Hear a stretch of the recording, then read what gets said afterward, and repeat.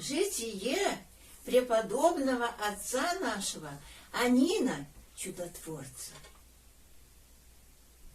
Память 31 марта по новому стилю.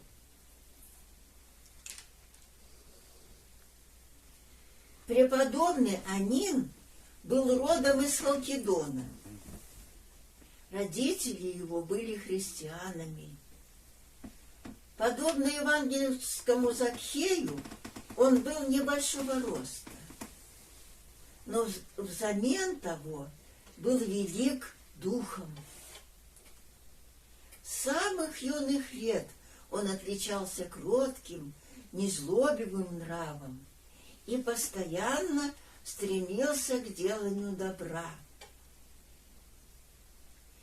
Когда преподобному исполнилось 15 лет, родители его умерли. Вскоре после этого святой решил оставить суетное мирское житие, для чего и поселился в одном из монастырей, где принял пострижение монашества. Ревнуя о безмолвном подвижническом житии, святой Анин вскоре оставил монастырь и ушел в одну далекую пустыню, расположенную близ того места, где протекает река Ефрат, отделяющая Сирию от Персии. Здесь Анин встретил одного отшельника по имени Маюма, подвязавшегося в пещере. Святой поселился у него и подражал ему в подвигах поста и молитвы. Оба они содержали столь строгий пост, что во всю 40 не вкушали ничего совершенно. Но, несмотря на это, всегда имели радостные лица, как бы присутствуя на царском пиру.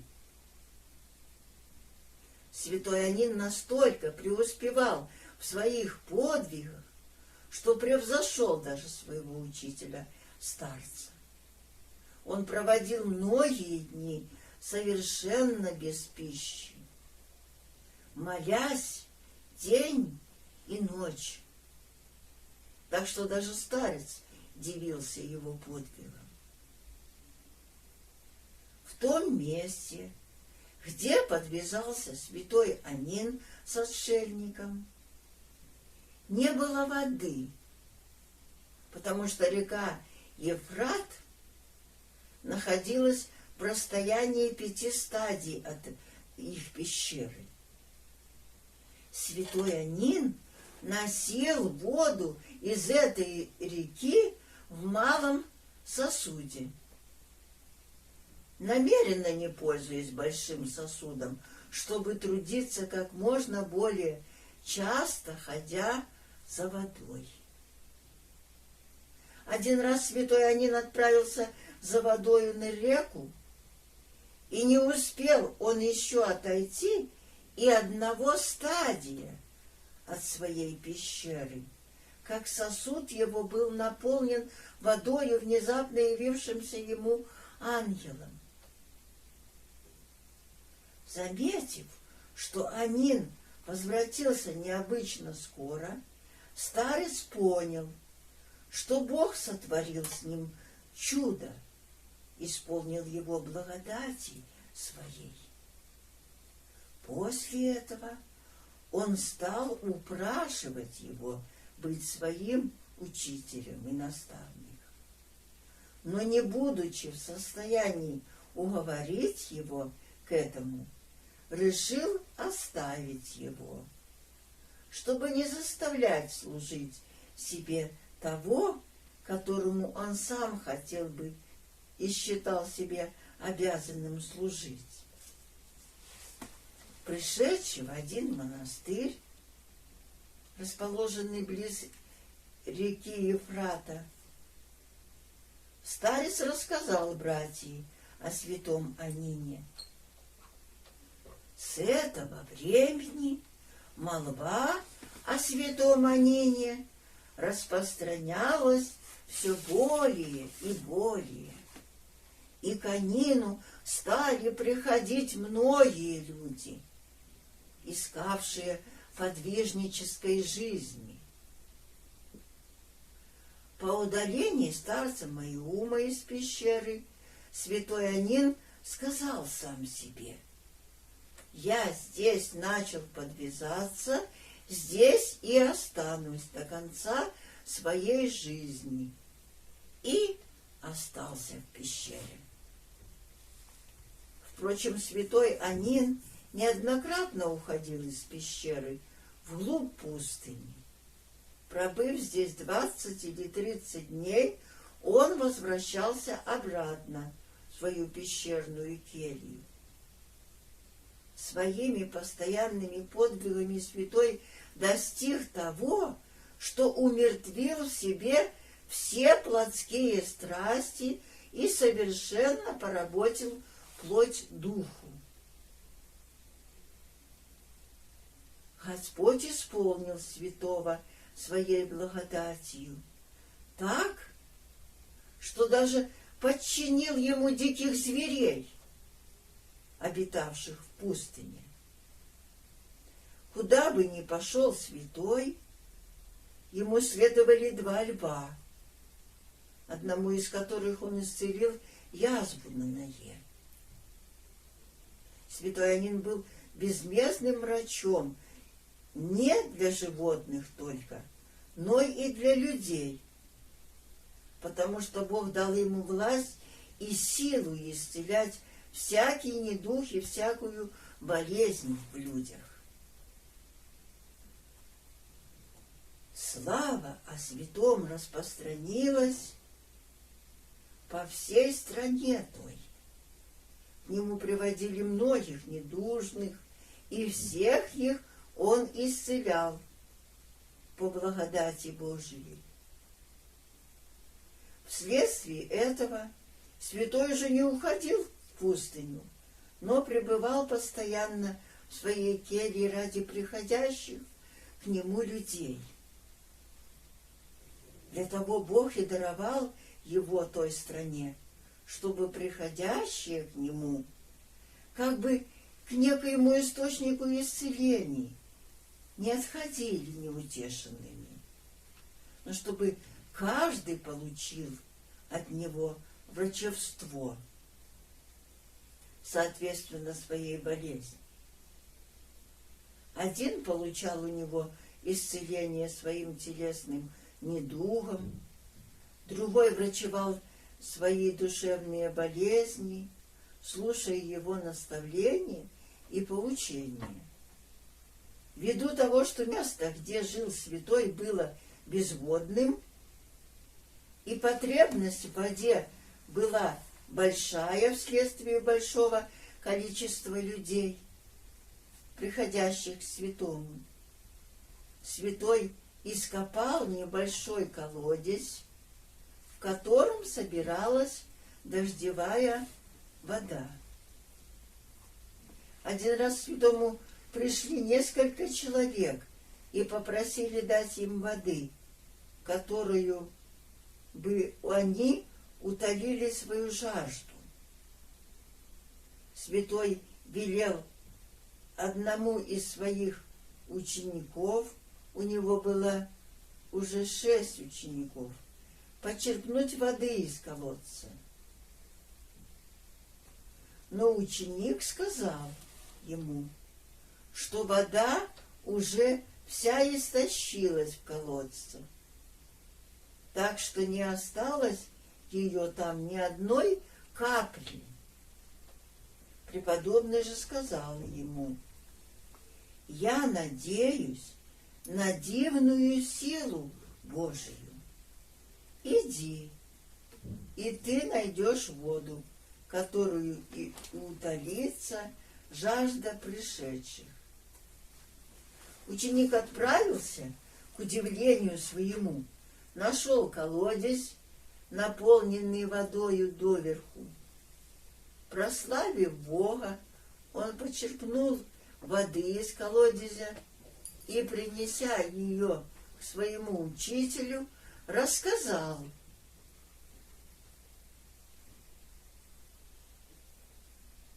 ему о совершенном силою Божию чуде. Воды этой хватало на много дней. Все сие случилось в 17-й год подвижнической жизни святого. Когда же вода вся вышла, и дождя все еще не было, святой не восхотел снова просить у Бога чуда, но, смирившись, начал сам ночью носить воду из Евфрата. Всю ночь до самого утра святой трудился, постоянно прославляя Бога и памятуя слова Господа, сказанные им в своем Евангелии святом. «Иже, аще напоит чашею воды во имя мое, мзды не погубит своя». Случилось однажды, что к преподобному пришли некоторые братья из соседнего монастыря, сильно жаждавшие от долгого пути. Между тем в колодезе воды не было совершенно. Тогда преподобный тайно взял водоносы и сам отправился на реку за водой. Вскоре он уже возвращался обратно. Заметив, что преподобный возвращается слишком скоро, братья подумали, что святой сильно устал, и, не дойдя до реки, возвратился обратно. Братья пошли навстречу ему, намереваясь сами отправиться за водой. Но когда братья начали снимать с плеч святого водоносы, они заметили, что водоносы наполнены были доверху водою. Братья весьма удивились всему происшедшему, потому что ангел Господень наполнил сосуды водою, как и ранее это было при Моиуме старце. Тогда братья воскликнули: «Благодарение Господу! По заслугам святого Отца нашего водоносы наполнились водою». Но святой, наблюдая всегда смиренно мудрее, сказал братьям: «Простите меня, братья, я человек грешный. Вода сия дарована нам Богом не ради меня, но по причине великой вашей жажды, чтобы вы не изнемогли совершенно, дожидаясь, пока я возвращусь с реки». Епископ города Неокесарии по имени Патрикий весьма уважал святого за те чудеса, которые творил Бог ради заслуг святого. Он неоднократно посещал его и поставил его против его воли пресвитером. Узнав, что сам святой носит воду из Евфрата для утоления жажды приходящих к нему людей, епископ прислал к святому в дар осла, который мог бы взять воду из реки. Спустя несколько дней к святому пришел один бедный человек, не имевший чем заплатить своего долга взаимодавцу. Пришедший просил святого помочь ему уплатить его долг. Преподобный же, будучи нищим духом и не имея никакой вещи, которую мог бы отдать, сказал пришедшему: «Возьми, брат мой, вот этого осла, продай его и вырученными деньгами заплати долг свой». Человек тот взял осла и ушел от святого, а святой снова стал носить воду из реки сам. Когда епископ узнал об этом, то послал к святому другого осла и велел сказать: «Осла этого я не даю тебе в собственность, но ты можешь употреблять его для ношения воды. Когда же он будет нужен мне, я возьму его обратно». Спустя некоторое время к преподобному пришел один бедный человек и просил у него милостыню. Не имея ничего, что бы можно было дать, кроме осла, святой отдал его просящему. Когда затем к святому прибыл епископ, то не нашел осла. Он велел ископать большой колодец и наполнить его при помощи многих животных водою из реки. Обычно в безводных и сухих местах искапывались колодези, которые и наполнялись водою, получаемую от дождя или от таяния снега, или приносимую из реки. Наполнив колодец доверху, епископ взял своих животных к себе. Когда же вода истощалась в колодезе, епископ снова присылал своих ослов для ношения воды к колодезю и потом брал их к себе обратно. В Апамее подвязался один столпник по имени Пионий, проводивший строго подвижническую жизнь. Жившие среди окрестных жителей грабители пришли ночью к его монастырю, думая найти здесь большие богатства. Подкопав стену, грабители вошли в монастырь, но, обошед его, нигде ничего не нашли и возвращались с пустыми руками. Один из разбойников, уходя, взял камень и бросил им в святого столпника. Камень попал в голову святого и сильно ранил его. Когда злодеи ушли от того места, столпник намеревался уже сойти со столпа для того, чтобы отомстить твоим врагам. Оставь свое намерение, чтобы не лишиться тебе вечного воздаяния в небесном царстве за труды твои. Эту бумагу преподобный привязал льву на шею и, обратившись к нему, как к человеку, повелел ему идти к упомянутому столпнику, никого не трогая на пути своем. Лев побежал быстро и скоро достиг того монастыря, где жил столпник. Остановившись у ворот монастыря, лев стал стучать в них своими лапами. Привратник, посмотрев в оконце и увидев льва, поспешно пошел к столпнику и сказал ему, что при воротах монастыря стоит большой зверь. Столпник, помолившись Богу, велел привратнику небоязненно отворить ворота монастыря. После этого лев вошел в монастырь, подошел к столпу и положил бумагу перед столпом.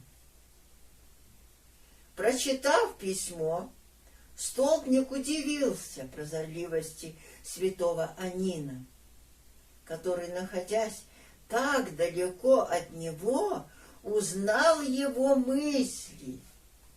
Удивился он и тому, как Бог повелевает зверям служить угодникам своим.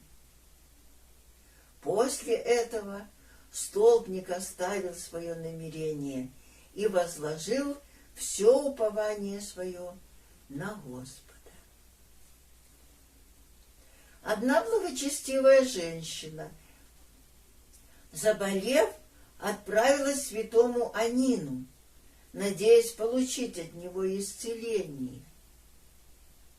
На пути ей встретился разбойник с копьем в руке и вознамерился отнять у нее все, что она имела, хотя, впрочем, не нашел у нее ничего, кроме небольшого количества хлеба, потребного для пути. Возгоревшись похотью, разбойник восхотел сотворить насилие ей. Водрузив копье в землю, он стал принуждать ее к греху.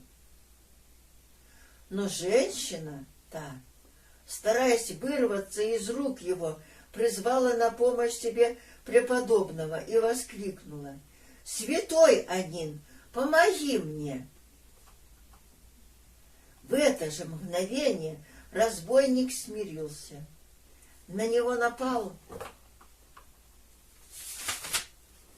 ужас, и он хотел уже бежать, но, протянув руку к копью, он не мог извлечь его из земли, потому что копье его очень крепко вкоренилось в землю.